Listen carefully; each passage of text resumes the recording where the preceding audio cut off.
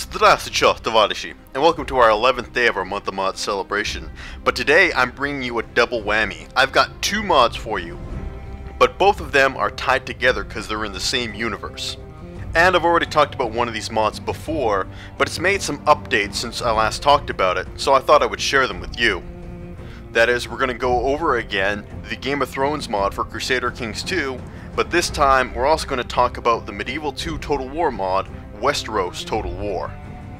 First off, we're going to go over the Game of Thrones mod for Crusader Kings II, but I'm not going to spend too much time on it because I've already done a video on this mod, and if you want to learn more, you can go check that out. So we're just going to talk briefly about some of the additions that have been made to the mod since I made that video.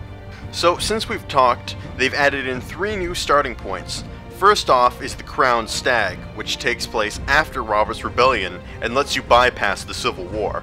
Second is Balon Greyjoy's Rebellion, which lets you reenact Balon Greyjoy's first rebellion. And lastly is the War of the Five Kings, and this scenario starts at what is roughly the end of the first book or the first season of the TV show and the beginning of the second book or second season of the TV show. Taking place at about the time Renly starts to marshal his forces and Stannis starts to declare his claim for the Iron Throne. They've added in a new religion, which is of course R'hllor, the Red God of Light, in order to represent Stannis' sort of new faith.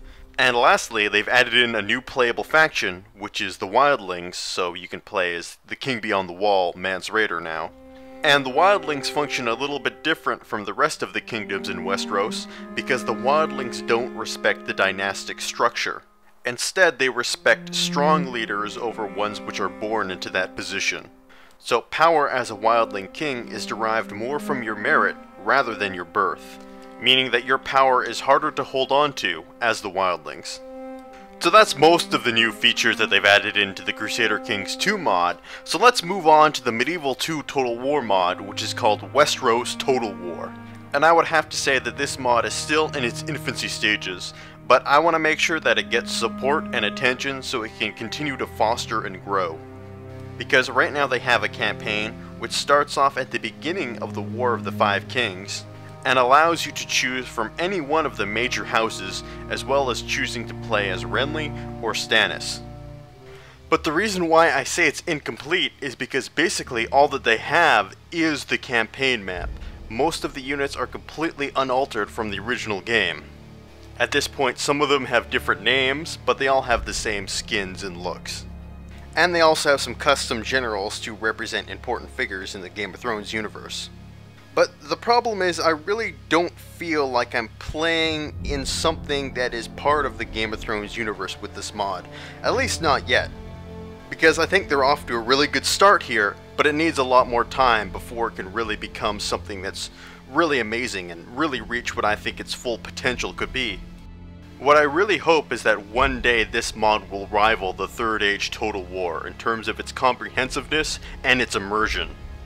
I want to see these great looking units that I could perceive to be from the books or look like something from the TV show.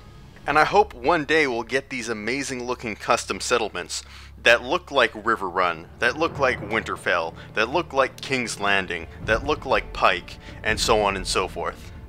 And I wouldn't mind Essos being added in one day because I'd love to play as the Dothraki, as well as there are some pretty awesome civilizations that show up in the third book that I'm not going to spoil right now, but I'd love to be able to play as those guys too.